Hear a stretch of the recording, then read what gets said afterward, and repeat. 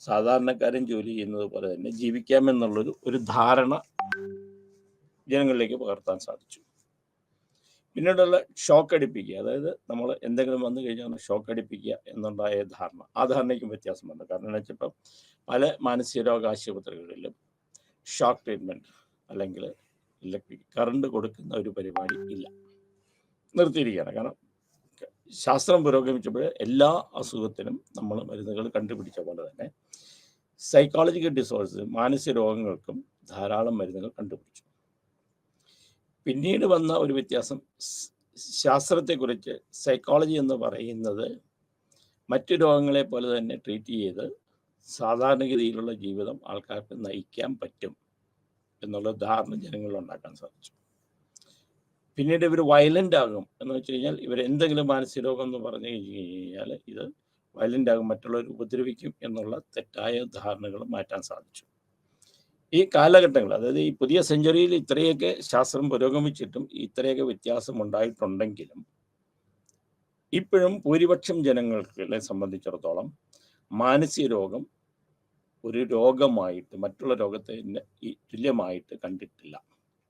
ഇപ്പോഴും എന്തെങ്കിലും മാനസിക രോഗങ്ങൾ വന്നു കഴിഞ്ഞാൽ ആദ്യമായി നമ്മൾ ചെയ്യുന്നത്, സാധാരണക്കാരൻ അല്ലെങ്കിൽ ഇന്ത്യക്കാരൻ ചെയ്യുന്നത്, ഇന്ത്യയിൽ മാത്രമല്ല പുറത്തു ഇത് തന്നെയാണ്, ഭൂതപ്രേത പിശാചുക്കൾ ബാധിച്ചിട്ടുള്ളത് അല്ലെങ്കിൽ കൂടോത്രം, മറ്റുള്ള രീതിയിലുള്ള കൂടോത്രം അല്ലെങ്കിൽ അഭിചാരക്രിയകൾ പോലുള്ളതായ എന്തെങ്കിലും ദുർമന്ത്രവാദങ്ങൾ കൊണ്ട് ഉണ്ടാകുന്നതാണ് എന്നുള്ള ധാരണ ഇന്നും ജനങ്ങളിൽ ഉണ്ട്, ധാരാളമുണ്ട്.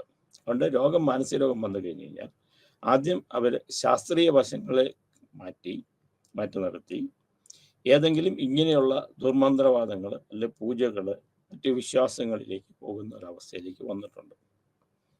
ഇന്നും മാനസിക രോഗത്തിന് അനുഭവിക്കുന്നത് അതാണ്.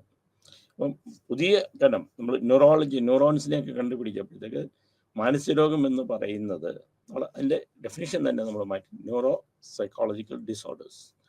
ന്യൂറോളജി നേഴ്സ് ഞരമ്പല്ല, ന്യൂറോൺസ്, തലച്ചോറിനകത്ത് ന്യൂറോൺസിനുണ്ടാകുന്ന വ്യത്യാസം കൊണ്ടാണ് മാനസിക രോഗങ്ങൾ ഉണ്ടാകുന്നതെന്നും ആ ന്യൂറോൺസിനെ കണ്ടുപിടിച്ച് കഴിഞ്ഞാൽ ആ ന്യൂറോൺസിൻ്റെ കറക്റ്റ് ചെയ്ത് കഴിഞ്ഞാൽ പല മാനസിക രോഗങ്ങൾക്കും ശമനമുണ്ടാകുമെന്നും കണ്ടുപിടിച്ചിട്ടുണ്ട്. പിന്നെ വിഷാദം അല്ലെങ്കിൽ ആങ്സൈറ്റി, ഉത്കണ്ഠ, ഇതെന്നൊക്കെ പറയുന്ന ചെറിയ ചെറിയ മാനസികമായ പ്രശ്നങ്ങളും മാനസിക പിരിമുറുക്കങ്ങളും ഇന്ന് ചികിത്സിക്കാമെന്നും നിയന്ത്രിക്കാമെന്നും മറ്റുള്ള രോഗങ്ങളെ പോലെ തന്നെ നേരത്തെ കണ്ടുപിടിച്ച് അല്ലെങ്കിൽ മനസ്സിലാക്കി ട്രീറ്റ്മെൻറ്റ് എടുത്തു കഴിഞ്ഞാൽ അതിന് പരിഹാരം ഉണ്ടാകുമെന്നും കണ്ടുപിടിച്ചിട്ടുണ്ട്, അല്ലെങ്കിൽ ജനങ്ങൾ അംഗീകരിച്ചു തുടങ്ങിയിട്ടുണ്ട്. അടുത്ത ഒരു വ്യത്യാസം എന്ന് വെച്ചാൽ കുട്ടികളിലുണ്ടാകുന്ന പ്രശ്നങ്ങൾ, അവരുടെ മാനസികമായ പ്രശ്നങ്ങൾ അതിനവരുടെ പഠനത്തെ ബാധിക്കുമെന്നും പഠനത്തെ ബാധിക്കാതിരിക്കണമെങ്കിൽ അതിന് ട്രീറ്റ്മെൻറ്റ് വേണമെന്നും അങ്ങനെ ട്രീറ്റ്മെൻറ്റ് എടുക്കാനും കുറച്ച് ആൾക്കാരെങ്കിലും തയ്യാറാകുന്നുണ്ട്.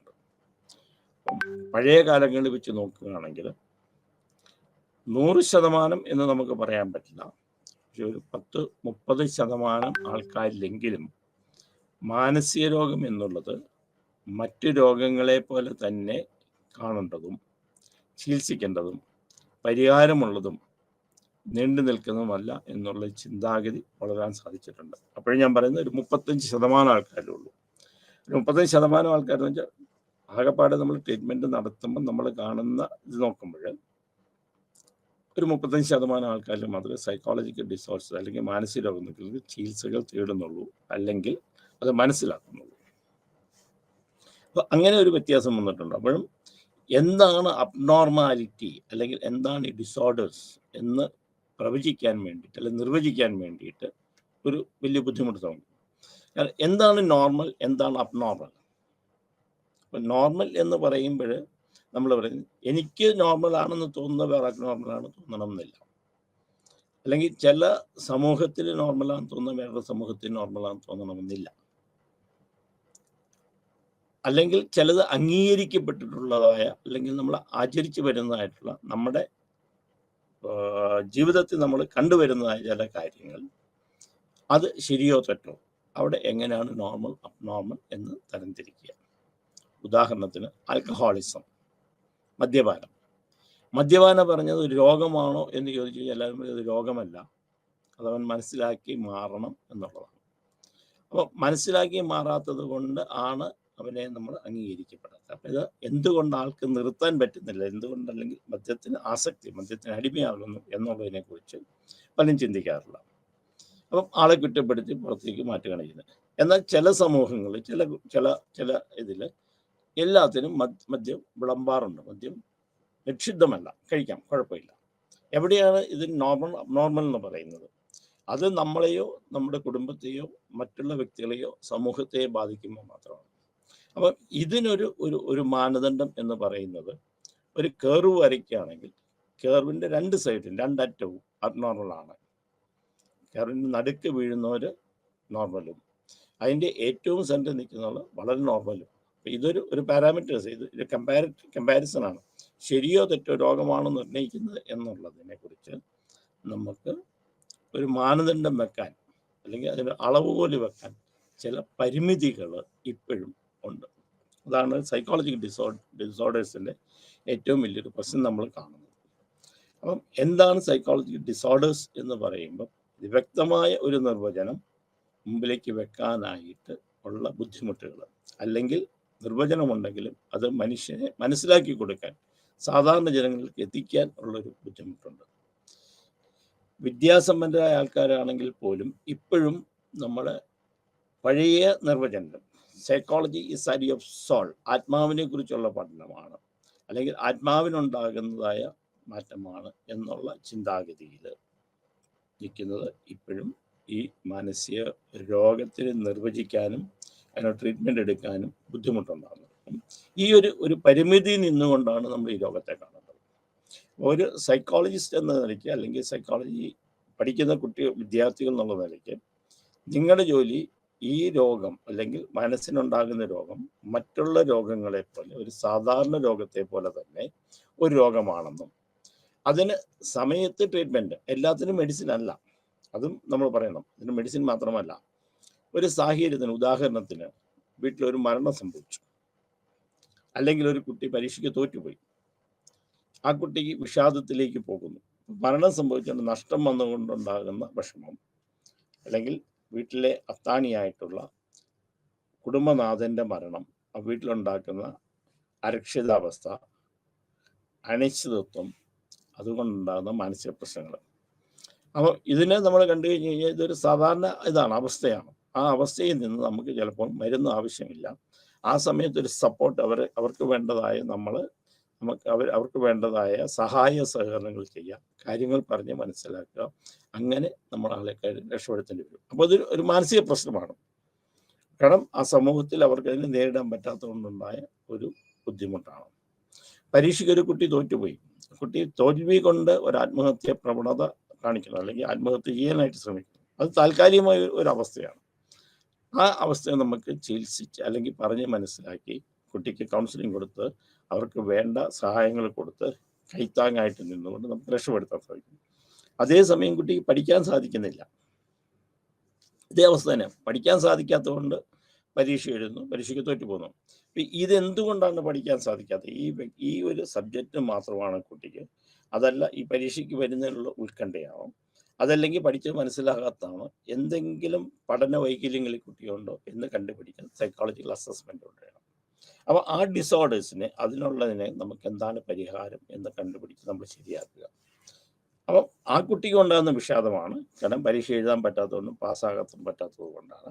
അവിചാരിതമായ സാഹചര്യങ്ങൾ കൊണ്ട് പരീക്ഷ എഴുതി തോറ്റ് കുട്ടി രണ്ടും വിഷാദമാണ് ഉണ്ടാകുന്നത്. പക്ഷേ ഈ രണ്ടിനെ നമ്മൾ കാണുന്നത് രണ്ട് രീതിയിലാണ്. ഒന്ന് പഠന വൈകല്യം എന്നുള്ള രോഗത്തിലേക്കും അതുകൊണ്ടുണ്ടായ വിഷാദം, ഒന്നൊരു സാഹചര്യങ്ങളുണ്ടായ വിഷാദം എന്ന് പറഞ്ഞിട്ടാണ്. അപ്പം പഠന വൈകല്യം കൊണ്ടാണെങ്കിൽ അതിന് അസസ്മെൻ്റ് നടത്തി അതിനെ വിലയിരുത്തൽ നടത്തി മരുന്ന് വേണമെങ്കിൽ മരുന്ന് കൊടുക്കണം. അതല്ല പഠിക്കാനായിട്ടുള്ള സഹായങ്ങൾ സഹായങ്ങൾ ചെയ്യണം. അല്ലെങ്കിൽ ഏത് സബ്ജക്റ്റാണോ അത് കുട്ടിക്ക് ബുദ്ധിമുട്ടുള്ളത്, അതിനെ പഠിക്കാൻ സാധിക്കാതെ ആ സബ്ജക്റ്റ് മാറ്റി അതിനെ നമ്മൾ പഠിപ്പിക്കണം. മറ്റ് താൽക്കാലികമുണ്ടായത് പരീക്ഷയിൽ തോറ്റുപോയി എന്നുള്ളതുകൊണ്ട്, അവിചാരിതമായ കാരണങ്ങളാൽ എന്തെങ്കിലും കൊണ്ട് പരീക്ഷയ്ക്ക് തോറ്റുപോയ കുട്ടികളെ നമ്മൾ ഇതൊന്നും ചെയ്യേണ്ട കാര്യമില്ല. കാര്യങ്ങൾ പറഞ്ഞ് മനസ്സിലാക്കി അവനെ രക്ഷപ്പെടുത്തിക്കൊണ്ട്. ഈ രണ്ടും സൈക്കോളജിക്കൽ ട്രീറ്റ്മെൻ്റ് ആണ്. രണ്ടും മാനസികമായിട്ടുണ്ട്. ഒന്ന് മരുന്നുകൾ കൊണ്ടും ഒന്ന് നമ്മൾ കൗൺസിലിംഗ് കൊണ്ട്. അപ്പം തെറാപ്പികൾ കൊണ്ട് നിൽക്കാവുന്ന മാനസിക രോഗങ്ങളുണ്ട്, മരുന്നുകൾ കൊണ്ട് നിൽക്കാവുന്നതാണ്. ചിലപ്പോൾ രണ്ട് കാര്യങ്ങൾ വേണം. ചിലപ്പോൾ കോഗ്നിറ്റീവ് ബിഹേവിയർ, ഒരു ബിഹേവിയർ അവൻ്റെ തോട്ട് പ്രോസസ്സിങ് ചിലപ്പോൾ മാറ്റേണ്ട സംഗതികളുണ്ടെങ്കിൽ അവിടെ കൗൺസിലിംഗ് വേണ്ടി വരും. അപ്പം സൈക്കോളജിക്കൽ ഡിസോർഡേഴ്സ് എന്ന് പറയുന്നത് ഏത് സാധാരണ രോഗത്തെയും പോലെ, ഏത് മറ്റു രോഗങ്ങളെ പോലെയും നമുക്ക് ചികിത്സിച്ച് ഭേദമാക്കാമെന്ന്, അതിന് പരിഹാരം ഉണ്ടെന്ന് എന്നുള്ള പ്രചരണം കൊടുക്കുന്നത് നമ്മുടെ ഒരു ആവശ്യമാണ്. പിന്നെ ആരെ വേണമെങ്കിലും നമ്മൾ സഹിക്കും. മാനസിക രോഗികൾ എന്ന് പറഞ്ഞു കഴിഞ്ഞാൽ അവരെ കാണാൻ പോലും, അല്ലെങ്കിൽ അവരുടെ വീട്ടിലൊരു കല്യാണാലോചന പോലും, അല്ലെങ്കിൽ അവരുടെ വീട്ടുമായിട്ട് ബന്ധപ്പെടാൻ പോലും മടിക്കുന്ന ഒരു പറ്റം ആൾക്കാർ ഇന്ന് സമൂഹത്തിലുണ്ട്. അത് മാറ്റിയെടുക്കേണ്ടത് നമ്മുടെ ഒരു ആവശ്യമാണ്. ഈ ഒരു ചിന്താഗതികൾ വേണം സൈക്കോളജിക്കൽ ഡിസോർഡേഴ്സിനെ കാണാൻ. അപ്പം നോർമലും അബ്നോർമലും നമ്മൾ വേർതിരിക്കുന്നത് പല കാര്യങ്ങളെ നിലനിർത്തിക്കൊണ്ടായിരിക്കും. കാരണം ആ സംസ്കാരം, കുടുംബ അന്തരീക്ഷം, വളരുന്ന ചുറ്റുപാടുകൾ, അല്ലെങ്കിൽ വളരുന്ന സംസ്കാരം, ഇതെല്ലാത്തിനും കൂടെ വെച്ചുകൊണ്ടാണ് നമ്മുടെ നോർമലാണോ അബ്നോർമലാണോ എന്ന് നമ്മൾ തിരിച്ച് അറിയുന്നത്. അപ്പം ഇതൂടെ മനസ്സിൽ വെച്ചുകൊണ്ട് വേണം സൈക്കോളജിക്കൽ ഡിസോർഡേഴ്സിനെ കുറിച്ച് പഠിക്കാൻ. അപ്പം തീരെ നമ്മൾ പഠിക്കുന്നത് എന്തൊക്കെയാണ്, അപ്പോൾ സൈക്കോളജി ഡിസോർഡേഴ്സിന് നമ്മൾ പഠിക്കുന്നത് എന്തൊക്കെയാണ് രോഗങ്ങളാണ് ഉള്ളത്, എന്തൊക്കെ മാനസികമായ രോഗങ്ങളാണുള്ളത്, ആ രോഗത്തിൻ്റെ നിർവചനങ്ങൾ എന്തൊക്കെയാണ്, ആ രോഗത്തെ നമ്മൾക്ക് എങ്ങനെ കണ്ടുപിടിക്കാം, ഇതിൻ്റെ ചരിത്രം എന്താണ്. ഇതാണ് നമ്മൾ ഇന്ന് ഈ വിഷയത്തിൽ പഠിക്കുന്നത്. അപ്പം എന്താണ് psychological disorders? Anyone irrespective of age, gender, ethnicity, region and other such factors. ആർക്ക് വേണമെങ്കിലും വരാം. ഇതിന് ആണുങ്ങൾക്ക് കൂടുതലാണ്, അല്ല പെണ്ണുങ്ങൾക്ക് കൂടുതലാണ്, അല്ലെങ്കിൽ ഇന്ന സമൂഹത്തിന് കൂടുതലാണ്, അല്ലെങ്കിൽ ഇന്ന ജീവിക്കുന്ന ആൾക്കാർക്ക് കൂടുതലാണ്, അല്ലെങ്കിൽ ഇന്ന സംസ്കാരത്തിന് കൂടുതൽ, അങ്ങനെയൊന്നുമില്ല. ഇത് ആർക്ക് വേണമെങ്കിലും ഉണ്ടാകാവുന്ന ഒരു പ്രശ്നമാണ് സൈക്കോളജിക്കൽ ഡിസോർഡർ. ഒരിക്കൽ മനസ്സിലായി, ഇത് ആർക്കും വരാം. അല്ല എനിക്ക് വരില്ല, അല്ലെങ്കിൽ ഇന്ന സമൂഹത്തിന് വരികയില്ല, ഇന്ന ജാതിക്ക് വരികയില്ല, ആണിന് വരില്ല, പെണ്ണിന് വരില്ല, ഇന്ന പ്രായത്തിൽ വരില്ല എന്നുള്ളതല്ല. ജനിച്ചു വീഴുന്ന കുട്ടികൾ മുതൽ, അത് ചൈൽഡ്ഹുഡ് ഡിപ്രഷൻ കൊച്ചുകുട്ടികൾക്കുണ്ടാകാം. അഡോളസൻസ് ക്രൈസിസ് എന്ന് പറഞ്ഞ് നമ്മളുണ്ടാകാം. അവിടെ നമുക്ക് മാനസികമായ പ്രശ്നം. ഓൾഡ് ഏജിൽ geriatric psychiatric problem, psychological problem എന്ന് പറഞ്ഞ് തിരിക്കാം. അപ്പം ആണ് പെണ്ണ് എന്നുള്ളതോ, ഏത് പ്രായം എന്നുള്ളതോ, അല്ലെങ്കിൽ ഏത് സംസ്കാരം എന്നുള്ളതോ ഏതെങ്കിലും പ്രത്യേക ഏരിയയിൽ ആകുന്നതാണെന്നോ നമുക്കിതിനെ തിരിക്കാൻ പറ്റില്ല. അതുകൊണ്ട് ആദ്യം ഞാൻ പറഞ്ഞ പോലെ ഇതൊരു സാധാരണ കോമൺ ഡിസോർഡർ ആണ്.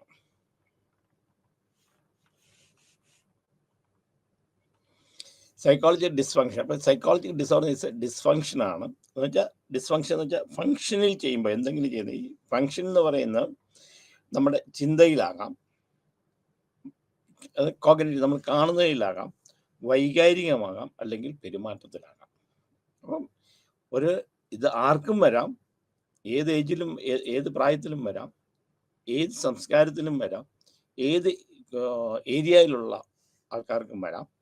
ഇത് എങ്ങനെയാണ് നമ്മൾ കണ്ടുപിടിക്കുന്നതെന്ന് വെച്ച് കഴിഞ്ഞാൽ, ആദ്യം ബ്രേക്ക് ഡൗൺ ഇൻ കോഗ്നിഷൻ നമ്മുടെ ചിന്തയിൽ, നമ്മുടെ കാഴ്ചപ്പാടിൽ, നമ്മുടെ ആ രീതിയുമായിട്ട് നമ്മൾ ഇന്ന് വൈകാരികമായിട്ട് അതിനോടുള്ള സംഗതി അങ്ങനെയൊക്കെ ഉണ്ടാകാം. എമോഷണൽ ഉണ്ടാകാം, ചിലപ്പം കരഞ്ഞുകൊണ്ടിരിക്കുന്നതാകാം, ചിലപ്പോൾ സോഷ്യൽ വിഡ്രോവലാകാം, ചിലപ്പോൾ ദേഷ്യമാകാം, പിന്നെ ബിഹേവിയറിലാകാം, എന്തെങ്കിലും വയലൻ്റ് ആകുന്നതാകാം, അല്ലെങ്കിൽ എന്തെങ്കിലും സാധനങ്ങൾ എടുത്തു മാറ്റുന്നതാകാം.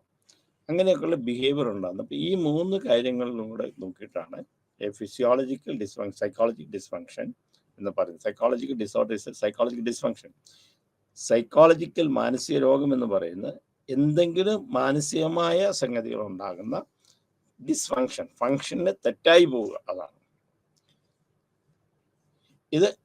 അല്ലെങ്കിൽ നമ്മൾ ഇതിനെ with distress or impairment in functioning, പെരുമാറ്റത്തിലുണ്ടാകുന്ന പ്രശ്നമാണ്. What is a psychological disorder? ഇത് ആർക്കും വരാം, എവിടെയും വരാം, എങ്ങനെയും വരാം, ഏത് കാലഘട്ടത്തിലും വരാം, ഏത് പ്രായത്തിലും വരാം, ഏത് സമൂഹത്തിലുള്ളവർക്കും വരാം, ഏത് കാസ്റ്റ് ക്രീഡ് അങ്ങനെ വ്യത്യാസങ്ങളൊന്നുമില്ല, ആർക്കും വരാം. ഇത് എപ്പോഴാണ് ഇത് പറയുന്നതെന്ന് വെച്ച് കഴിഞ്ഞാൽ ഏതെങ്കിലും നമ്മുടെ ചിന്താഗതികളിലോ നമ്മുടെ പെരുമാറ്റത്തിലോ വൈകാരികമായോ എന്തെങ്കിലും ഒരു ബ്രേക്ക് ഡൗൺ ആ ചെയ്തുകൊണ്ടിരിക്കുന്ന ഡേ ടു ഡേ ചെയ്തുകൊണ്ടിരിക്കുന്ന കാര്യങ്ങൾ എന്തെങ്കിലും ഒരു കുഴപ്പം അല്ലെങ്കിൽ അതിൽ നിന്നൊരു മാറ്റം ഉണ്ടാകുമ്പോഴാണ് അതിനെ നമുക്ക് സൈക്കോളജിക്കൽ ഡിസോർഡർ ആയിട്ട് പറയാം. Or impairment in function, distress, അല്ലെങ്കിൽ എന്തെങ്കിലും കാരണത്താൽ ഒരു റെസ്റ്റ്ലെസ്നെസ് ഉണ്ടാകും. നമ്മൾ ചെയ്തുകൊണ്ടിരിക്കുന്ന കാര്യങ്ങളിൽ എന്തെങ്കിലും ഒരു പ്രശ്നം, ഇപ്പം എല്ലാ ദിവസവും വളരെ നന്നായി സ്കൂളിൽ പോകുന്നു, ഒരു സുപ്രഭാതത്തിലും സ്കൂളിൽ പോകുന്നില്ല, പിന്നെ എനിക്ക് സ്കൂളിൽ പോകണ്ടെന്ന് പറയുക, അങ്ങനെയാകാം. ചിലപ്പം എല്ലാ ദിവസങ്ങളിലും പരീക്ഷയ്ക്ക് മാർക്ക് വാങ്ങിച്ച് നല്ലപോലെ ചെയ്തുകൊണ്ടിരിക്കുന്ന ആളാകാം. ചിലപ്പോൾ മൂമെൻറ്റ്സിലാകാം, ചിലപ്പോൾ എഴുന്നേറ്റ് നടക്കാൻ പറ്റുന്നില്ല, ചിലപ്പോൾ ആൾക്കാരെ കണ്ടുകൊണ്ടിരിക്കുക, എനിക്ക് ആൾക്കാരെ കാണണ്ടെന്ന് പറയാം, ചിലപ്പോൾ പറയാം എൻ്റെ ചെവിയിൽ ആരോ എന്തെങ്കിലും പറയുന്നത് പറയാം, എനിക്ക് ജീവിക്കണ്ടെന്ന് തോന്നുന്നു. അങ്ങനെ എന്തെങ്കിലുമായിട്ട് നമ്മൾ വന്നു കഴിയുമ്പോഴാണ് നമ്മളതിന് ഒരു ഡിസോർഡർ ആയിട്ട് നമ്മൾ കാണുന്നത്. ഇത് a typical or not culturally expected, ഇങ്ങനെ രീതി ആയിരിക്കണമെന്നില്ല. അപ്പം അല്ലെങ്കിൽ കൾച്ചർ സമൂഹത്തിൻ്റെ പരമായിട്ട് നമ്മൾ പ്രതീക്ഷിക്കുന്ന സംഗതി രീതിയായിരിക്കണം. ഇങ്ങനെ ആയിരിക്കും ഒരു മാനസിക രോഗം നമുക്ക് പ്രതീക്ഷിക്കാൻ പറ്റില്ല. അത് പല രീതിയിൽ വരാം. വയലേഷൻ ഓഫ് സോഷ്യൽ നോംസ്, സമൂഹത്തിലുണ്ടായ നിയമത്തെ നമ്മൾ ചോദ്യം ചെയ്യുക, നിയമത്തിന് അനുസരിച്ച് അല്ലാതെ നമ്മൾ പെരുമാറുക. അപ്പം നിയമത്തെ ഡീവിയേഷൻ ഫ്രം ദ നോംസ് ആണ്, ഡീവിയേഷൻ ഫ്രം ദ നോംസ്. അതായത് മയക്കുമരുന്ന്, കഞ്ചാവ്, ഇതൊന്നും സമൂഹത്തിൽ അംഗീകരിക്കപ്പെട്ടിട്ടുള്ള സംഗതികളല്ല. അപ്പം അങ്ങനെ ചെയ്താൽ that's A deviation from the norms. അപ്പം എപ്പോഴാണോ ഇത് നിയമത്തിന് എഗൻസ്റ്റ് ആകുന്നത്, അല്ലെങ്കിൽ നമ്മൾ വിചാരിക്കും നിയമം എന്ന് പറഞ്ഞാൽ എഴുതിയ നിയമമായിരിക്കും, ലിഖിതവും അലിഖിതവുമായ നിയമങ്ങളുണ്ട്, എഴുതിയതും എഴുതപ്പെടാത്തതുമുണ്ട്. അപ്പോൾ എഴുതിയ നിയമങ്ങളെ മാത്രമല്ല, എഴുതപ്പെടാത്ത നിയമങ്ങളെയും നമ്മൾ ഇതിനകത്ത് പെടുത്തണം. അപ്പം സൈക്കോളജിക്കൽ ഡിസോർഡർ എന്ന് പറയുന്ന വയലേഷൻ ഓഫ് നോംസിനും വരും. സോഷ്യൽ നോംസ് എന്ന് സമൂഹം അംഗീകരിക്കുന്ന കാര്യങ്ങൾ, അത് എഴുതിയതാകാം, റിട്ടൺ ആൻഡ് അൺറിട്ടൺ ആകാം. ഇത് കണ്ടുകൊണ്ട് വേണം നമ്മൾ ചെയ്യുക. അപ്പോൾ സൈക്കോളജിക്കൽ ഡിസ്ഫങ്ഷൻ, ഇത് ഞാൻ ഇത്രയും ഡീറ്റെയിൽ ആയിട്ട് എടുക്കുന്ന കാര്യം എന്ന് പറഞ്ഞാൽ ഈ സൈക്കോളജിക്കൽ ഡിസോർഡർ എന്ന് പറഞ്ഞാൽ ഇന്നും മനുഷ്യന് മനസ്സിലാകാത്തൊരു സംഗതിയാണ്. ഇപ്പോഴും തെറ്റിദ്ധാരണ എന്താ, അത് പെണ്ണുങ്ങൾക്ക് വരുള്ളൂ. ഒരു ഉദാഹരണം, തൈറോയിഡ്, അത് പെണ്ണുങ്ങൾക്ക് വരുള്ളൂ, ആണുങ്ങൾക്ക് വരില്ല. അങ്ങനെയല്ല, അത് പെണ്ണുങ്ങൾ അല്ലെങ്കിൽ ഇന്ന പ്രായത്തിലേ വരുള്ളൂ. മാനസിക രോഗം കുട്ടികൾക്കൊന്നും വരില്ല. 5 വയസ്സിലോ 6 വയസ്സിലോ 7 വയസ്സിലോ 8 വയസ്സിലും കുട്ടികൾക്ക് എന്താ മാനസിക രോഗങ്ങൾ വരും. അത് ഡിപ്രഷൻ, അങ്ങനെ ഡിപ്രഷനൊന്നും വരില്ല. അപ്പം ഇങ്ങനെയുള്ള തെറ്റായ ധാരണകളുണ്ട്. ഇല്ലെങ്കിൽ പ്രായമാകുമ്പം എന്തെങ്കിലും ഓർമ്മക്കുറവ് വന്നോ ഉടനെ അൽഷമൈസായി, ഡിമെൻഷ്യയായി. അപ്പം ഇങ്ങനെയുള്ള ഏരിയ, അല്ലെങ്കിൽ ഇന്ന ഏരിയയിൽ വരികയില്ല, ഇന്ന പർട്ടിക്കുലർ സ്ഥലത്ത്, ഇന്ന പർട്ടിക്കുലർ സ്ഥലത്ത് താമസിക്കുന്ന ആൾക്കാരാണ്, അല്ലെങ്കിൽ വില്ലേജിൽ താമസിക്കുന്ന ആൾക്കാർക്കാണ്, അല്ലെങ്കിൽ അത് എല്ലാം ഉണ്ടാകുന്നത് സിറ്റിയിൽ താമസിക്കുന്ന ആൾക്കാർക്കാണ്, അല്ലെങ്കിൽ അവർ പറയും ഇതൊന്നും അല്ലെങ്കിൽ മെട്രോപൊളിറ്റൻ സിറ്റീസ് താമസിക്കാം. ഇങ്ങനെ നമുക്ക് തിരിക്കാൻ പറ്റുകയില്ല. അതുകൊണ്ട് ഇത് എന്താണെന്ന് മനസ്സിലാക്കിയാൽ മാത്രമേ നമുക്ക് ഇത് വ്യക്തമായി മനസ്സിലാക്കൂ. അപ്പോൾ ഇതിൻ്റെ അടിസ്ഥാനപരമായ കാര്യങ്ങൾ വ്യക്തമായി നമ്മൾ മനസ്സിലാക്കണം. അപ്പം എന്താണ് സൈക്കോളജിക്കൽ ഡിസോർഡേഴ്സ് അല്ലെ ഡിസ്ഫങ്ഷൻ എന്ന് പറഞ്ഞാൽ, എപ്പോഴെങ്കിലും മാനസികമായ പ്രശ്നങ്ങളിൽ ഫങ്ഷൻ ചെയ്ത് നോർമലായിട്ട് പോയിക്കൊണ്ടിരിക്കാം. ആ നോർമലിൽ നിന്ന് ഡീവിയേറ്റ് ചെയ്യുമ്പം അതിൻ്റെ നമ്മൾ പറഞ്ഞ ഡീവിയേഷൻ, അബ്നോർമാലിറ്റി എന്ന് പറഞ്ഞാൽ ഡീവിയേഷൻ വിത്ത് ദ നോർമൽസിയാണ്. അത് 10 പേര് നമ്മൾ നടക്കുമ്പോൾ അതിലൊരാൾ തിരിച്ച് നടക്കുക. അപ്പം 10 പേരോട് മുമ്പോട്ട് നടക്കുമ്പോൾ 10 പേര് മുമ്പോട്ട് നടന്നു, അതിനകത്ത് 9 പേര് നടക്കുക, ഒരാൾ തിരിച്ചു നടന്നു. അപ്പം ദർ ഇസ് എ ഡിസ്ഫങ്ഷൻ. എന്തുകൊണ്ടാണ് അയാളത് ചെയ്യുന്നത്? അപ്പം അയാളുടെ കാഴ്ചപ്പാടിലുണ്ടാകുന്ന വ്യത്യാസം എന്താണ്, അല്ലെങ്കിൽ അയാളുടെ പെരുമാറ്റത്തിലുണ്ടാകുന്ന പ്രശ്നം എന്താണ്, അല്ലെങ്കിൽ വൈകാരികമായിട്ട് അയാൾക്കുണ്ടാകുന്ന പ്രശ്നം എന്താണ്. ഇപ്പം എന്തെങ്കിലും ഒരു സംഗതി വീട്ടിൽ സംഭവിച്ചു, ഒരു ഉദാഹരണത്തോട് നഷ്ടം വന്നു, ലോസ്, ഒരു അപകടം ഉണ്ടായി. അപ്പം വൈകാരികമായി എല്ലാവർക്കും പ്രശ്നം ഉണ്ടാകും. ആ വൈകാരികമുണ്ടാകുന്ന പ്രശ്നത്തിൽ നിന്ന് വ്യത്യസ്തമായ ഒരാൾ ചെയ്യാം. ചിലപ്പോൾ ചിരിക്കുകയായിരിക്കാം, അല്ലെങ്കിൽ മറ്റുള്ളത് കൂടുതൽ ആവശ്യത്തെ കൂടുതൽ നിന്ന് കരയുകയായിരിക്കാം. അങ്ങനെ വരുമ്പോൾ പറയാം. അപ്പോൾ വീട്ടിൽ അച്ഛനും അമ്മയും വഴക്ക് പറഞ്ഞു കഴിഞ്ഞാൽ സാധാരണഗതിയിൽ കുട്ടികൾ കുറച്ച് അജിറ്റേറ്റഡ് ആകാറുണ്ട്. ആ ദേഷ്യത്തിൻ്റെ പേര് അച്ഛനെയും അമ്മയും ഉപദ്രവിക്കാൻ ചെന്നാലോ, അല്ലെങ്കിൽ അവിടെ ഇരിക്കുന്ന സാധനങ്ങളെടുത്ത് നശിപ്പിച്ചാലോ, that is a behaviour function. അപ്പം ഇതെല്ലാം സൈക്കോളജി എടുത്തെടുത്ത് പറയുന്നതെന്ന് വെച്ചാൽ ഇതൊരു മാനസിക രോഗമല്ല, ഇതൊരു പ്രശ്നമല്ല എന്ന് പറഞ്ഞാൽ മാറ്റി നിർത്തരുത്. നമുക്ക് സംശയമുള്ളൊരു കാര്യം, നമുക്കറിയില്ലാത്തൊരു കാര്യം തീർച്ചയായിട്ടും നമ്മൾ ആൾക്കാരോട് പറഞ്ഞിട്ട് നിങ്ങൾ പോയി ഒരു പ്രൊഫഷണലെ കാണുക. ഈ പ്രൊഫഷണലെ കാണുക എന്ന് ഞാൻ എടുത്തെടുത്ത് പറയാനുള്ള കാരണം എന്താണെന്ന് വെച്ച് കഴിഞ്ഞാൽ, പലപ്പോഴും എന്താ പറ്റുന്നത് വെച്ച് കഴിഞ്ഞാൽ, മാനസിക രോഗത്തെക്കുറിച്ചോ അല്ലെങ്കിൽ എന്താണ് സൈക്കോളജി എന്നോ അറിയില്ലാത്ത, അടിസ്ഥാനമില്ലാത്ത ധാരാളം ആൾക്കാർ ഇതിനെ കൗൺസിലേഴ്സ് എന്ന് പറഞ്ഞു തരും, സൈക്കോളജിസ്റ്റ് എന്ന് പറഞ്ഞു തരും. ഇങ്ങനെയുള്ള ആൾക്കാർക്ക് ഇത് കണ്ടുപിടിക്കാൻ പറ്റില്ല. അപ്പം ഇതുകൊണ്ടാണ് നമ്മൾ വ്യക്തമായിട്ട് നമ്മൾ പറയുമ്പോൾ, അതായത് സൈക്കോളജിസ്റ്റ് പറയുമ്പം അതിന് ആധികാരികമായി അത് പറഞ്ഞ് മനസ്സിലാക്കാൻ സാധിക്കണം. ഇത് ഇന്നത് കൊണ്ട് ഇതൊരു മാനസിക രോഗമാണെന്ന് പറയുന്നു. അല്ലെങ്കിൽ associate with distress or impairment functioning, ചെയ്യുന്ന കാര്യങ്ങൾക്ക് എന്തെങ്കിലും ഇമ്പയർമെന്റ് വരിക, ശരിയല്ലാതെ വരിക. ഒരു കുട്ടി സ്പെല്ലിങ് എഴുതുമ്പോൾ തെറ്റി പോവുക, ദാറ്റ് ഇസ് ആൻ ഇമ്പയർമെന്റ്. അപ്പോൾ ഒരു കുട്ടിയെ സംബന്ധിച്ചിടത്തോളം ആ കുട്ടി ക്ലാസ്സിൽ അടങ്ങി ഒതുങ്ങിയിരിക്കുന്നില്ല, ടീച്ചേഴ്സ് പറയുന്നത് കേൾക്കുന്നില്ല, ദാറ്റ് ഇസ് ആൻ ഇമ്പയർമെന്റ്. അല്ലെങ്കിൽ റെസ്റ്റ്ലെസ്നെസ് കാണിക്കുക, ദാറ്റ് ഇസ് എ ഡിസ്ട്രസ്. അല്ലെങ്കിൽ നമ്മൾ സമൂഹത്തിൽ ചിന്തിക്കുന്ന രീതിയിൽ അവർ ചെയ്യുന്നില്ല. ഇതെല്ലാം കൂടാതെ കുറച്ച് പെട്ടെന്ന് പറയാം, that is violation of social norms. സാമൂഹ്യമായ നിയമങ്ങളെ അനുസരിക്കാതെ അല്ലെങ്കിൽ അതിൽ നിന്ന് ഡീവിയേറ്റ് ചെയ്ത് പോവുക.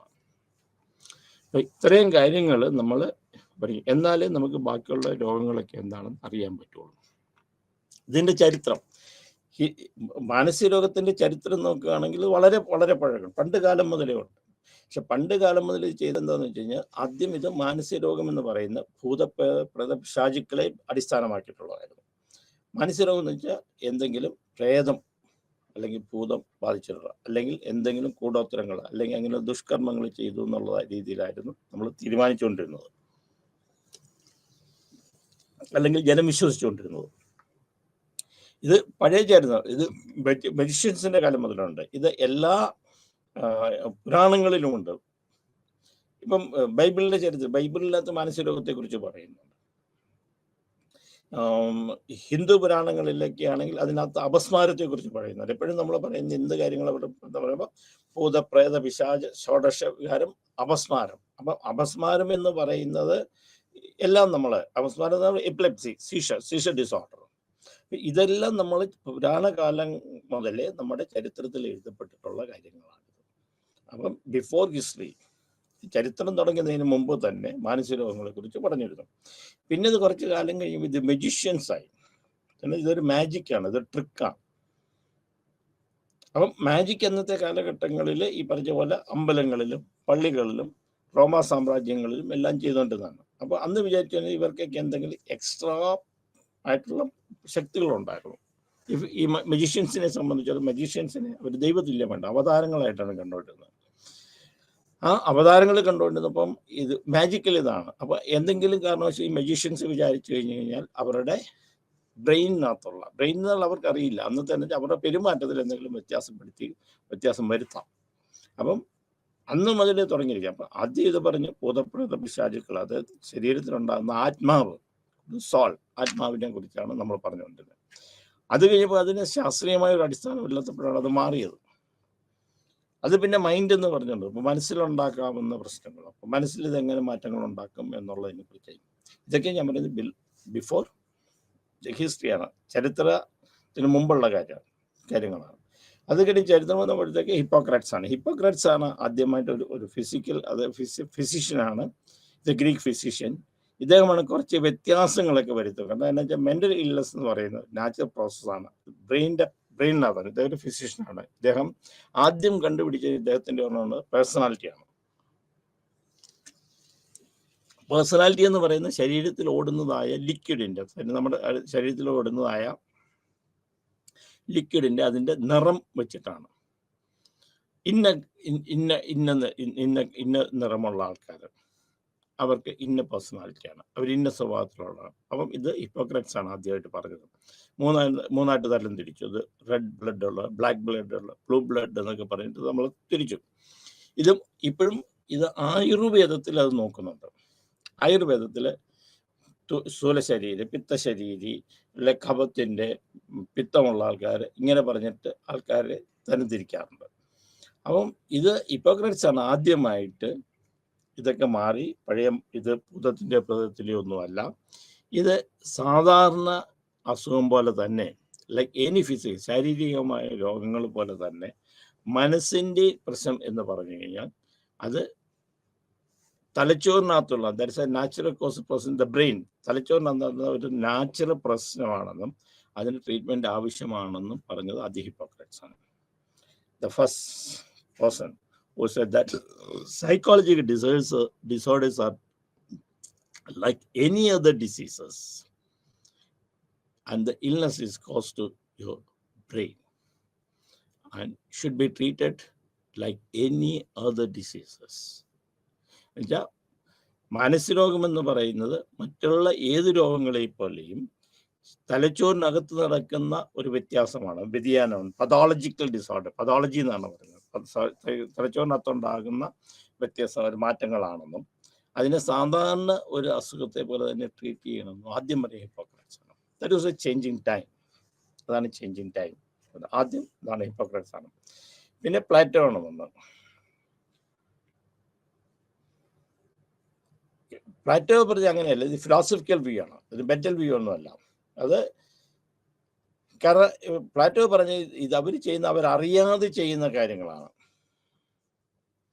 ഇത് ഇവർക്കൊരു പനിഷ്മെന്റ് കൊടുക്കാൻ പറ്റില്ല. ഒരു സൈക്കാട്രിക് പ്രോബ്ലം ഉണ്ടായിക്കഴിഞ്ഞാൽ അല്ലെങ്കിൽ മാനസിക രോഗികൾ ചെയ്യുന്നത് ഇവരറിഞ്ഞുകൊണ്ട് ചെയ്യുന്നതല്ല, അതുകൊണ്ട് ഇവരറിയാതെ ചെയ്യുന്നതാണ്. അവരതിനകത്ത് ഉത്തരവാദിയല്ല, അതുകൊണ്ട് അവരെ പനിഷ്മെന്റ് ചെയ്യാൻ പാടില്ല.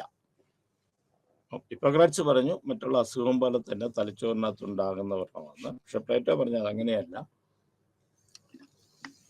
ഓരോരുത്തരും അറിയാതെ ചെയ്യുന്ന കാര്യങ്ങളാണ്. അറിയാതെ ചെയ്യുന്ന കാര്യങ്ങൾക്കകത്ത് അവർ ചെയ്യുന്ന തെറ്റുകുറ്റങ്ങൾക്ക് നമുക്ക് പനിഷ്മെന്റ് കൊടുക്കാൻ പാടില്ല, അവരെ ശിക്ഷിക്കാൻ പാടില്ല.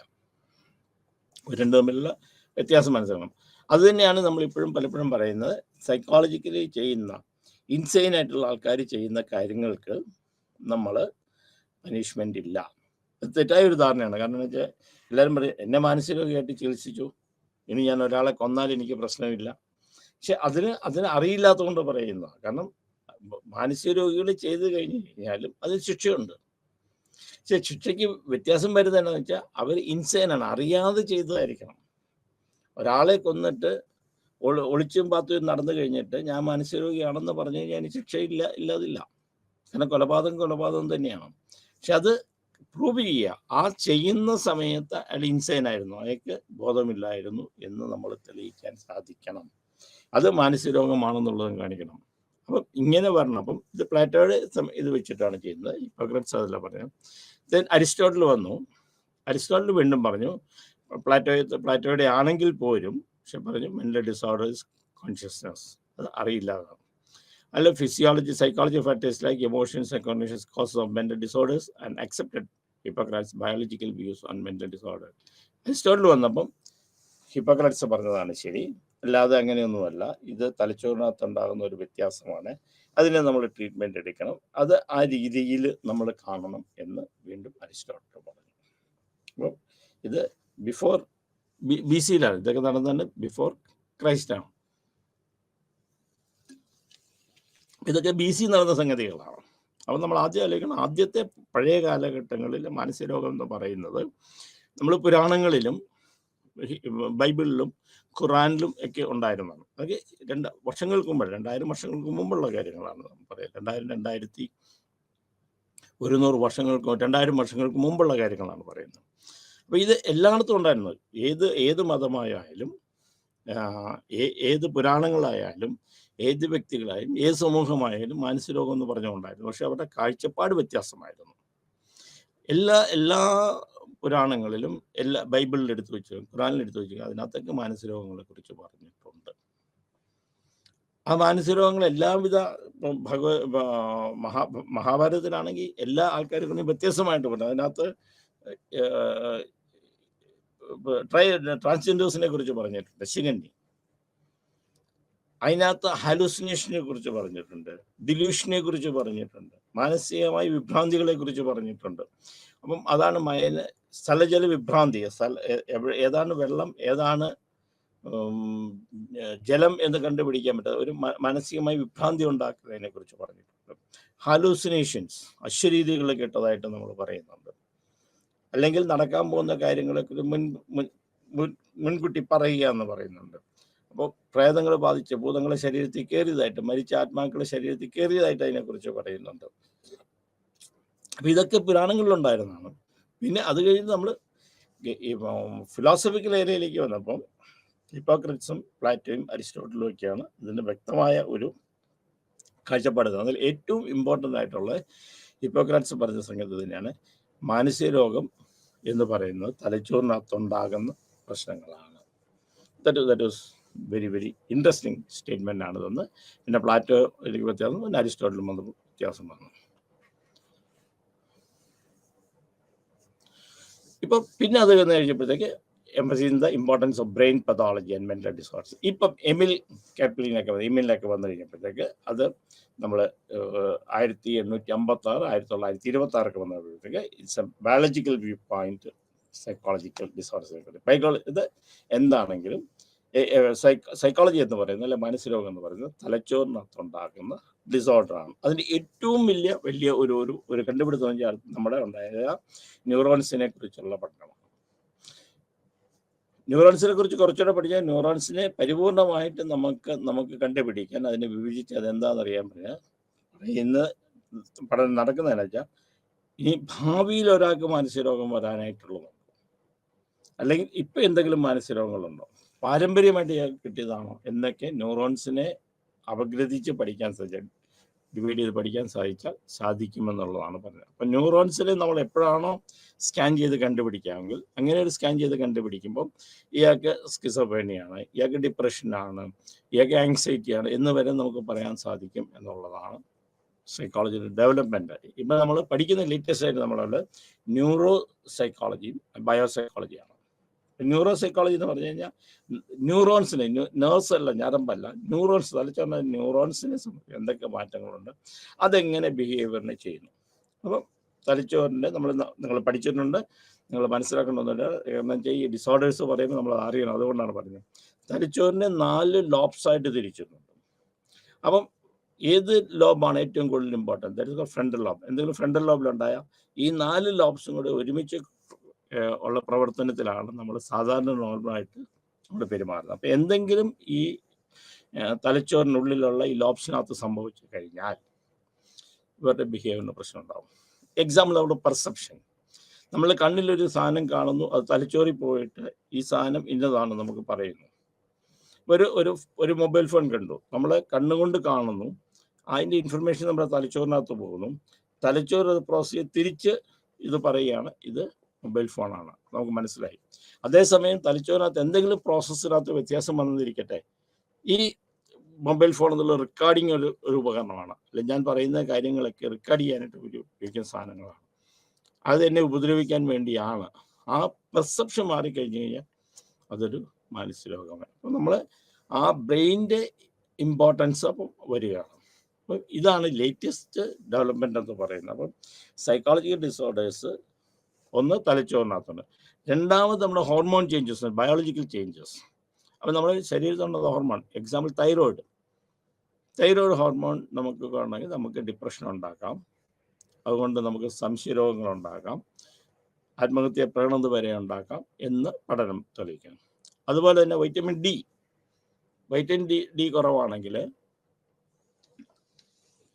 നമ്മുടെ ശരീരത്തിനകത്ത് വൈറ്റമിൻ ഡി കുറവാണെന്നെങ്കിൽ നമുക്ക് ഡിപ്രഷൻ ഉണ്ടാക്കാം, മൂഡ് ഡിസോർഡർ ഉണ്ടാക്കാം, ബിഹേവിയർ ചേഞ്ചസ് ഉണ്ടാക്കാം, കണ്ടുപിടിക്കുക. കാരണം ഇത് ഫിസിയോളജിക്കൽ ചേഞ്ചസ് സൈക്കോളജിക്ക് എങ്ങനെ ബാധിക്കുന്നു എന്നുള്ളത്. അപ്പം ഈ കണ്ടംപററി വ്യൂസ് വരെ തലച്ചോറിനകത്ത് മാത്രമല്ല, physiological changes how it is affecting your behaviour എന്നാണ്.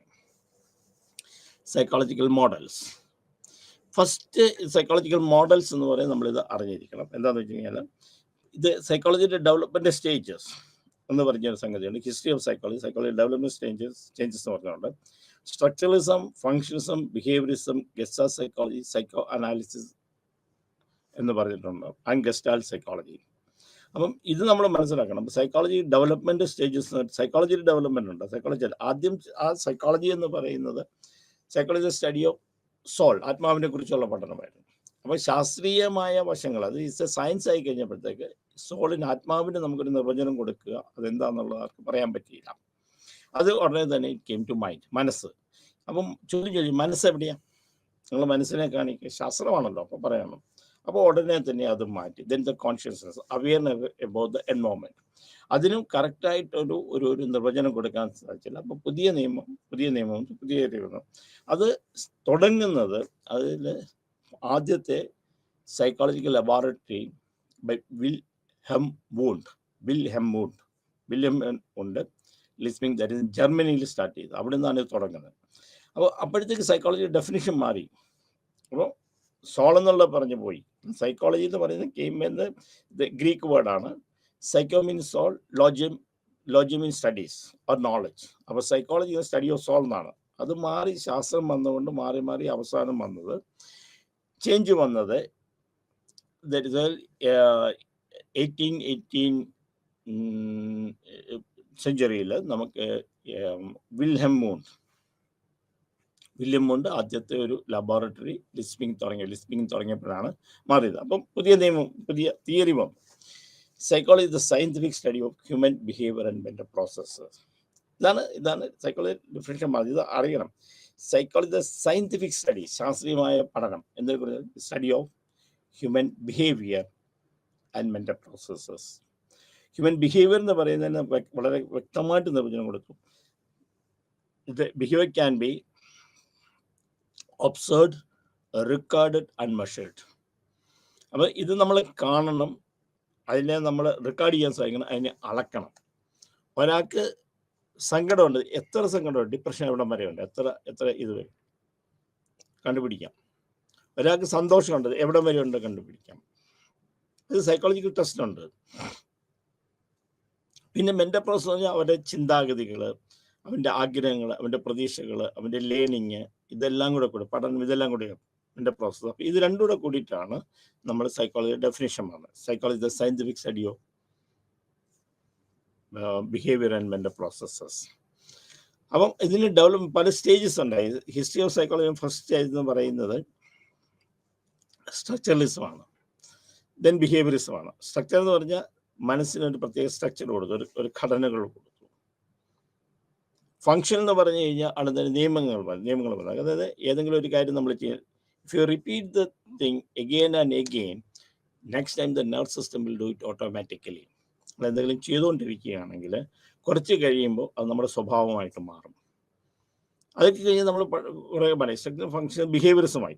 അപ്പോഴത്തേക്ക് ബിഹേവിയർ സൈക്കോളജിസ്റ്റ് ഉണ്ടായി. അപ്പോൾ അതിനകത്ത് സ്കിന്നർക്ക് ബിഹേവിയറിസ്റ്റ്. സ്കിന്നർ പറഞ്ഞ് give me a dozen of normal infants, he can make them doctors, engineers by conditioning them or teaching them, by training them. That is behaviorist theory വന്നു. ഇത് മനസ്സിലാക്കണം. പിന്നെ അത് കഴിഞ്ഞപ്പം വ്യത്യാസം വന്നത് സൈക്കോ ഡൈനാമിക് മോഡലാണ് by Sigmund Freud. That is a changing time of psychology. Sigmund Freud ആണ് സൈക്കോളജിയിൽ ഒരു മാറ്റം ഉണ്ടാക്കിയത്. ഇതറിഞ്ഞെങ്കിൽ മാത്രമേ നമുക്ക് സൈക്കോളജിക്കൽ ഡിസോർഡേഴ്സിനെ കുറിച്ച് നമുക്ക് കൂടുതലായിട്ട് അറിയാൻ പറ്റുള്ളൂ. അപ്പം സിഗ്മണ്ട് ഫ്രോയിഡാണ് ആദ്യം നമ്മൾ പറയുന്നത്. ഇതിനകത്ത് സൈക്കോളജിക്ക് ഒരു ഡെഫിനിഷൻ ഉണ്ടാക്കി, സൈക്കോളജിക്ക് മാറ്റം ഉണ്ടാക്കിയത്. That's a modern psychology. 1879 William Wundt started laboratory. അത് വളരെ പ്രധാനമാണ്. William Wundt is the father of modern psychology. William മൂണ്ടിന്റെ സമയത്താണ് സൈക്കോളജിക്ക് ഒരു മാറ്റം വന്നത്. പക്ഷെ psycho dynamic theory model Sigmund Freud ആണ്. അപ്പോൾ സിഗ്മണ്ട് ഫ്രോയിഡ് ആണ് മനസ്സിനെ മൂന്നായിട്ട് തിരിച്ചു. സിഗ്മണ്ട് ഫ്രോയിഡ് പറയുന്നത് ബൈ അനലൈസിങ് ദ ഡ്രീംസ്. ഒരു മനുഷ്യന്റെ സ്വപ്നത്തെ വിശകലനം ചെയ്താൽ അവൻ്റെ വ്യക്തിത്വത്തെ കുറിച്ച് പഠിക്കാം. അപ്പം അതിന് ആദ്യം ചെയ്ത മനസ്സിനെ മൂന്നായിട്ട് തിരിച്ചു. ബോധ മനസ്സ്, ഉപബോധ മനസ്സ്, അപബോധ മനസ്സ്. Conscious mind, sub conscious mind, unconscious mind. അപ്പം നടക്കാതെ പോയ ആഗ്രഹങ്ങളും പ്രതീക്ഷകളും ബോധതലത്തിൽ നിന്ന് ഉപബോധ തലത്തിലേക്കും, ഉപബോധ മനസ്സിൽ നിന്ന് അപബോധ മനസ്സിലേക്കും, അൺകോൺഷ്യസ് മൈൻഡിലേക്ക് പോകും. And unconscious mind is a hidden treasure of all human behaviour. ആ അപബോധ മനസ്സ് എന്ന് പറയുന്നത് മനുഷ്യന്റെ പെരുമാറ്റത്തിന്റെ അടഞ്ഞ കലവറയാണ്. ആ അടഞ്ഞ കലവറയിൽ നിന്ന് ഉള്ള സംഗതി whatever in your unconscious mind will come through dreams. By analysing the dreams you can analyse the personality. ആ ഡ്രീമിനെ നമ്മൾ അനലൈസ് ചെയ്താൽ ഒരു മനുഷ്യന്റെ പേഴ്സണാലിറ്റി, വ്യക്തിത്വത്തെക്കുറിച്ച് മനസ്സിലാക്കാമെന്ന് സിഗ്മണ്ട് ഫ്രോയിഡ് പറഞ്ഞു. അപ്പോൾ ഇതിനു വേണ്ടി അദ്ദേഹം പേഴ്സണാലിറ്റിയെ മൂന്നായിട്ട് തരം തിരിച്ചു. Id, ego and super ego. ഇതൊക്കെ പറഞ്ഞിട്ടുള്ളതാണ്, എന്നാലും ഒന്നുകൂടെ പറയുകയാണ്. കാരണം വെച്ചാൽ സൈക്കോളജിക്കൽ ഡിസോർഡേഴ്സ് പഠിക്കുമ്പോൾ ഇത് അത്യാവശ്യമാണ്. Id, ego and super ego. Id എന്ന് പറയുന്നത് നമ്മുടെ കാടത്വപരമായി, നമ്മുടെ പ്രിമിറ്റീവ്, നമ്മുടെ ഇൻസ്റ്റിങ്, ജന്മവാസനകളാണ്. റിയൽ അല്ല. നമുക്ക് എല്ലാ ജന്മവാസനകളും നമുക്ക് കാണിക്കുന്നത് that is not real. Then super ego. Super ഈഗോയെ കുറിച്ച് ഏറ്റടി id, ego and super ego എന്ന് പറഞ്ഞാൽ ഈ സമൂഹത്തിനുള്ള എല്ലാ നിയമങ്ങളും നമ്മൾ പാലിച്ച് സമൂഹത്തിൻ്റെ എല്ലാ നിയമത്തിനും അനുസരണമായി നമ്മൾ ജീവിക്കുക. രണ്ടും റിയലിസ്റ്റിക് അല്ല, നടത്താൻ പറ്റാതെ. അപ്പം ഇതിനൊരു മീഡിയേറ്റർ, അതാണ് ഈഗോ എന്ന് പറയുന്നത്. നോർമലായിട്ട് ഉള്ളൊരു പെരുമാറ്റമായിട്ട് വെച്ചിരിക്കുന്നത്. ഇതിൽ നിന്ന് ഡീവിയേറ്റ് ചെയ്താൽ ആ ഈഗോ എന്ന് പറയുന്നത് നമ്മളെ മനസ്സിലാക്കുന്ന സെൽഫിന്റെ ആ ഒരു ഇതാണ്. ഇവിടുന്ന് deviation it's a call of normality. ഇതിന് Sigmund Freud psycho sexual development stages പറഞ്ഞു. Oral stage, anal stage, phallic stage, latency period. അപ്പോൾ ഓരോ സ്റ്റേജിലും, അതായത് ഓറൽ സ്റ്റേജ്, ഒരു കുട്ടി അമ്മയുടെ മുലപ്പാൽ പിടിച്ച് വളരുന്ന സമയം, that is called oral stage. Then anal stage, ആ കുട്ടികളുടെ ആ ചിന്താഗതി ഓറൽ സ്റ്റേജിൽ നിന്ന് പതുക്കെ ഏനൽ സ്റ്റേജിൽ the flush of the child changes from oral part two anal. അത് 1.5 വയസ്സ് മുതൽ 3 വയസ്സ് വരെ. അപ്പോൾ പതുക്കെ കുട്ടികൾ ഓരോരോ കാര്യങ്ങൾ മനസ്സിലാക്കുമല്ലോ. പിന്നെ 3 വയസ്സ് മുതൽ 6 വയസ്സ് വരെ ഉള്ളത് ഫാലിക് സ്റ്റേജ്. അപ്പോൾ ഈ സമയത്ത് എന്താ കുട്ടി എന്താണെന്ന് വെച്ച് കഴിഞ്ഞാൽ, സിഗ്മണ്ട് ഫ്രോയിഡ് പറയുന്നത് സെക്ഷൽ ഡെവലപ്മെന്റിനെ കുറിച്ചൊക്കെയാണ് പറഞ്ഞത്. പക്ഷെ സാധാരണഗതി കുട്ടി ലാംഗ്വേജ് പഠിക്കും, ആൾക്കാരുമായിട്ട് പെരുമാറേണ്ട കാര്യങ്ങൾ പഠിക്കും, ഇന്ററാക്ഷൻ പഠിക്കും, സെക്സ് ഡിഫറൻസ്, ആണ് പെണ്ണ് ഇങ്ങനെയുള്ള വ്യത്യാസങ്ങൾ കുട്ടി കണ്ടുപിടിക്കും. അത് ലേറ്റൻസി പീരീഡ് എന്ന് പറഞ്ഞാൽ 12 വയസ്സ് മുതൽ പ്യൂബർട്ടി സ്റ്റേജ് മുതൽ ഉള്ള സമയമാണ്.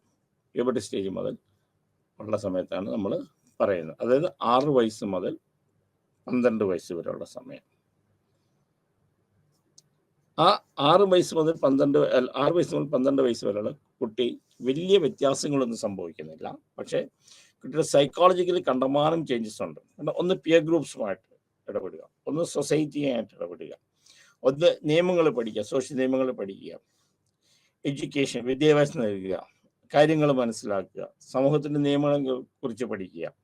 ശാരീരികമായിട്ടില്ലെങ്കിലും മാനസികമായിട്ട് ഭയങ്കര വ്യത്യാസം ഉണ്ടാകുന്നതാണ് 6 വയസ്സ് മുതൽ 12 വയസ്സ് വരെയുള്ള സമയം. അപ്പോൾ oral stage, anal stage, phallic stage, latency period and gentle stage. Gentle stage എന്ന് വെച്ചാൽ 12 വയസ്സ് മുതൽ, അല്ലെങ്കിൽ പ്യൂബർട്ടി സ്റ്റേജ് മുതൽ 18 വയസ്സ് വരെയുള്ള സമയമാണ് നമ്മൾ ജെന്റൽ സ്റ്റേജ് എന്ന് പറയുന്നത്. ഇവിടെ ശാരീരികമായ വ്യത്യാസങ്ങൾ ഒത്തിരി ഉണ്ടാകും. ഒരു കുട്ടി പ്രായപൂർത്തിയാകുന്നു, ശരീരത്തിന് വ്യത്യാസം വരുന്നു. ആണുങ്ങളാണെങ്കിൽ മീശ വരുന്നു, ആഡംസ് ആപ്പിൾ വളരുന്നു. പെൺകുട്ടികളാണെങ്കിൽ ചെസ്റ്റ് വലുതാകുന്നു, മെൻസസ് സൈക്കിൾ ഉണ്ടാകുന്നു, കുട്ടികളുണ്ടാകാൻ വേണ്ടി ശരീരം പ്രാപിക്കുന്നു. അപ്പം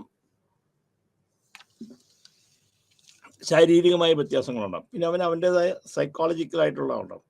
ഡിപ്രഷൻ ഉണ്ടാകാം, ഇത് അക്സെപ്റ്റൻസിനുള്ള പ്രശ്നം ഉണ്ടാകാം. പിന്നെ അവിടുന്ന് ഒരു ഫിലോസഫി, ഞാൻ ആരാകണം, എന്താകണം എന്നുള്ള തീരുമാനം കുട്ടികൾ എടുക്കുന്നുണ്ട്.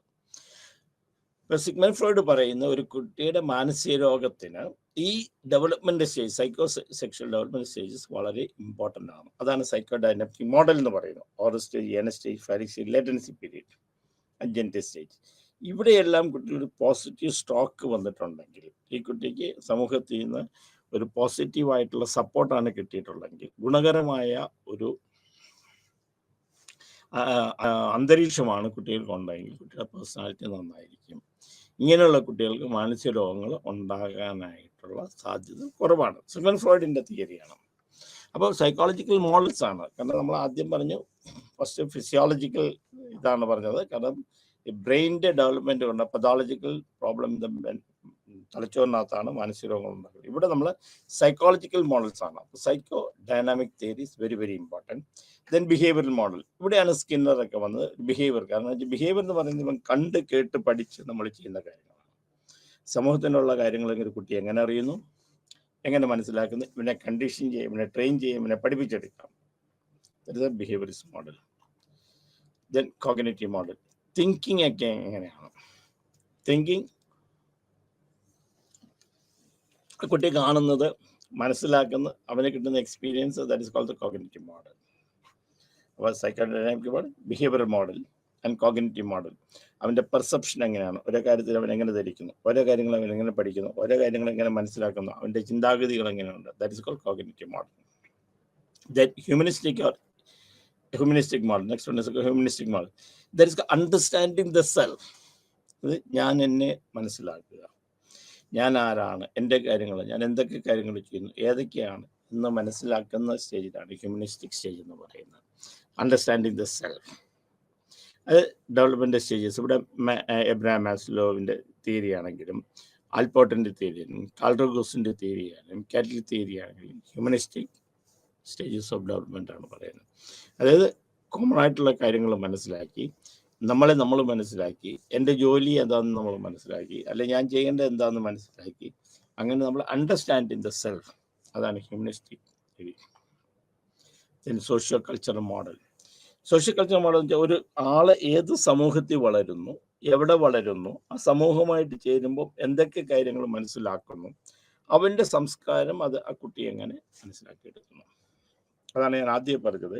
മാനസിക രോഗം എന്ന് പറഞ്ഞു കഴിഞ്ഞാൽ വെറുതെ നമുക്ക് പറയാം, കൾച്ചറിനെ കൊണ്ട് ബേസ് ചെയ്തുകൊണ്ട് നമുക്ക് പറയാൻ പറ്റുള്ളൂ.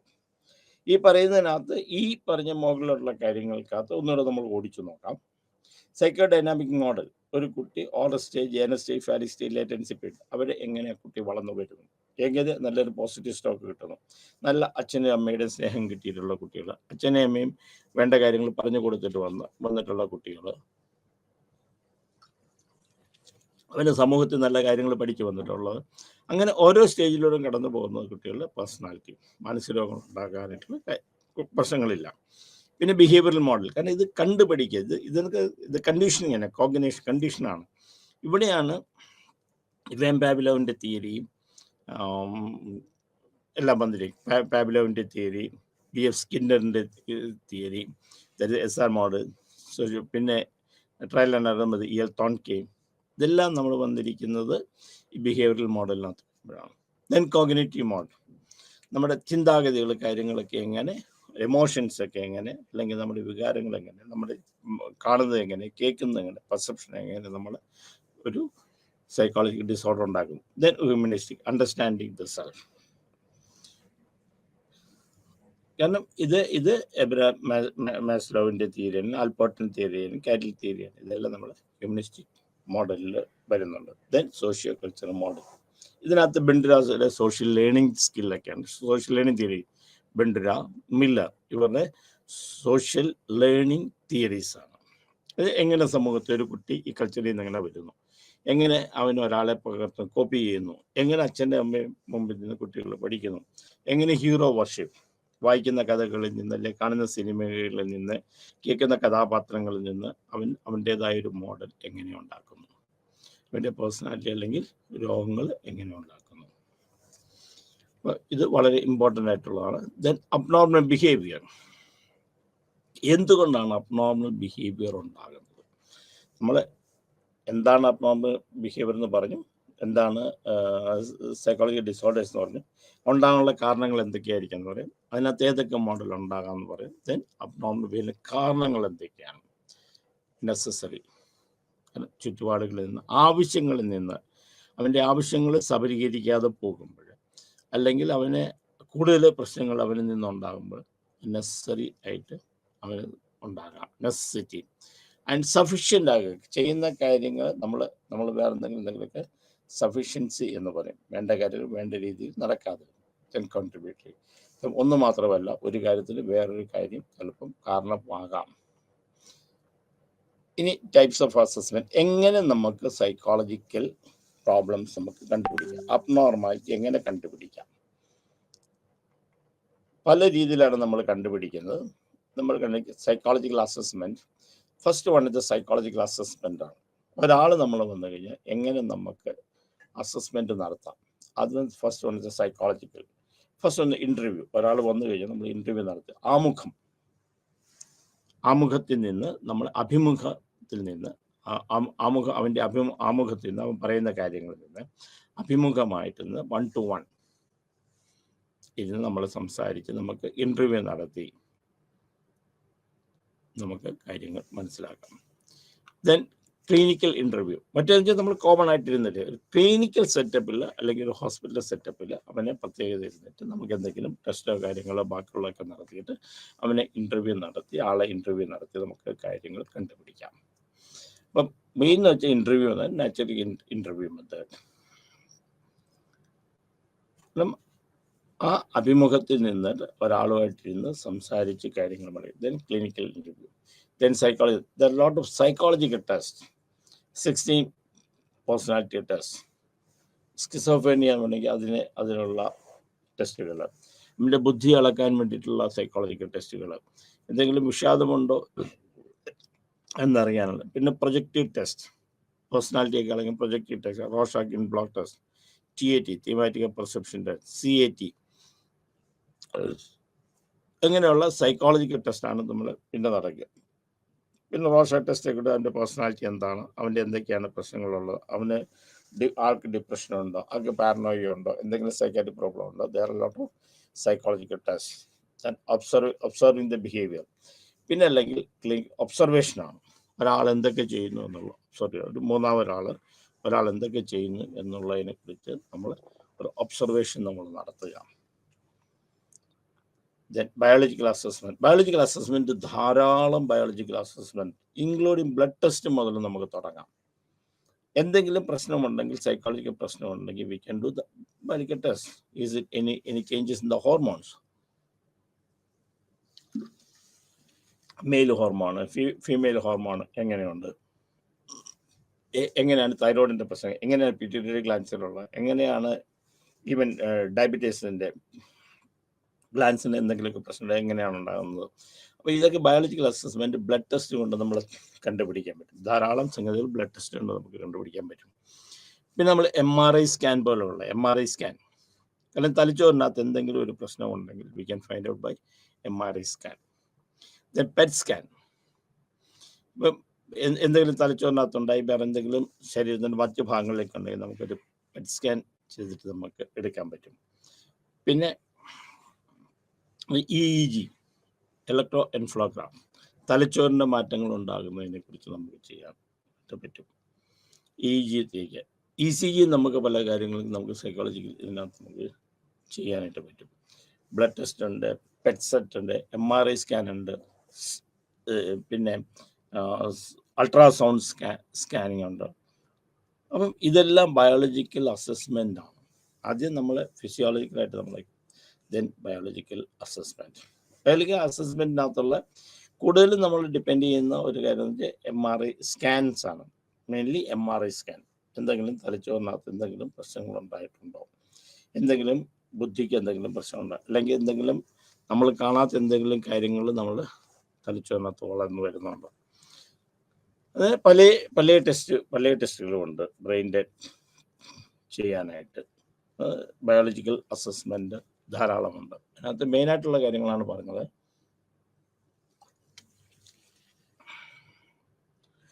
Behavioural and cognitive assessment.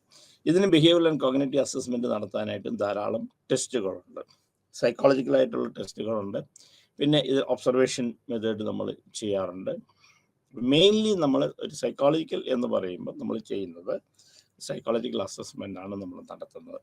ഈ സൈക്കോളജിക്കൽ അസസ്മെൻറ്റ് ധാരാളം ടെസ്റ്റുകൾ സൈക്കോളജിക്കൽ, ഇപ്പം ഡിപ്രഷനുള്ള ടെസ്റ്റുകളുണ്ട്, ആങ്സൈറ്റിക്കുള്ള ടെസ്റ്റുകളുണ്ട്, സ്ട്രെസ്സിനുള്ള ടെസ്റ്റുകളുണ്ട്, ആപ്റ്റിറ്റ്യൂഡിനുള്ള ടെസ്റ്റുകളുണ്ട്, ലേണിംഗ് ഡിസബിലിറ്റികളുണ്ട്, ADHDക്കുള്ള ടെസ്റ്റുകളുണ്ട്. എല്ലാത്തിനും ടെസ്റ്റുകൾ ധാരാളമുണ്ട്. അപ്പം ഇങ്ങനെയാണ് നമ്മളൊരു സൈക്കോളജിക്കൽ അസസ്മെൻറ്റ് നടത്തുക. അപ്പം എന്താണ് അബ്നോർമൽ സൈക്കോളജി? ഈ അബ്നോർമൽ സൈക്കോളജി ഡെവലപ്മെൻറ്റ് സ്റ്റേജസ്, എന്തൊക്കെ സ്റ്റേജിലൂടെയാണ് അബ്നോർമൽ സൈക്കോളജി വന്നത്? Development stages, hypocrites, Plato, Aristotle, ഇവരുടെയൊക്കെ ചിന്താഗതികൾ. അത് കഴിഞ്ഞിട്ടുണ്ടായ ഇതിനകത്തുണ്ടായ ഡെവലപ്മെൻറ്റുകൾ. പിന്നെ എന്താണ് ഇതിന് സൈക്കോളജിക്കൽ ഡിസോർഡേഴ്സ് ഉണ്ടാകാനുള്ള കാരണങ്ങൾ എന്തൊക്കെയാണ്, ഏതൊക്കെ തരത്തിലുള്ള സൈക്കോളജിക്കൽ ഡിസോർഡേഴ്സ് ആണ് ഉള്ളത്, പിന്നെ അതിന് ഏതൊക്കെയാണ് അസസ്മെൻറ്റ് മെത്തേഡ് ഉള്ളത്. അപ്പം മെയിനായിട്ട് നമ്മൾ പഠിക്കുക സൈക്കോളജിക്കൽ അസസ്മെൻറ്റും ബയോളജിക്കൽ അസസ്മെൻറ്റും ബിഹേവിയറൽ അസസ്മെൻറ്റുമാണ്. ഇത്രയും കാര്യങ്ങളാണ് നമ്മൾ ഇന്ന് പഠിച്ചിട്ടുള്ളത്. ഇതൊരു ആമുഖമാണ്. അപ്പോൾ ഒന്നുകൂടെ മനസ്സിലാക്കുക, സൈക്കോളജിക്കൽ ഡിസോർഡർ എന്ന് പറയുന്നത് മറ്റ് ഏത് രോഗത്തെ പോലെ തന്നെയും ഉള്ളൊരു അസുഖമാണ്. ഇതിന് ട്രീറ്റ് ചെയ്യാം, മാറ്റാം, ഒരാൾക്ക് നോർമലായിട്ട് പോകാം. ഇതിൻ്റെ തെറ്റായ ധാരണകൾ മാറ്റുക. ഇത് ഒന്ന്, ജീവിതകാലത്ത് മുഴുവൻ മരുന്ന് കഴിക്കേണ്ടി വരില്ല, ജീവിതകാലം മുഴുവൻ ട്രീറ്റ്മെൻറ്റ് ചെയ്യേണ്ടി വരും. രണ്ടാമത്തെ കാലം, സൈക്കോളജിക്കൽ ഡിസോർഡർ ഉള്ള ആൾക്കാർ വയലൻ്റ് ആകും. അവിടെ നിന്ന് കല്യാണം കഴിക്കാൻ പാടില്ല, അവർക്ക് മര്യാദയ്ക്ക് ജീവിക്കാൻ പാടില്ല എന്നുള്ള തെറ്റായ ധാരണകൾ. പിന്നെ പല മരുന്നുകൾ ഇത് കൊടുത്താൽ സൈഡ് എഫക്റ്റ് കൂടുതലാണ്, ലോങ് ടേം കൊടുക്കണം വരും, ഇങ്ങനെയൊക്കെയുള്ള തെറ്റായ ധാരണകൾ വരും. As A psychologist, as an person, നമ്മുടെ ജോലി ഈ കാര്യങ്ങൾ പറഞ്ഞ് മനസ്സിലാക്കി അവരെ കൊണ്ടുവരിക എന്നുള്ളതാണ്. So we R starting, that's BPCC 133 psychological disorders. Thank you. Namaste.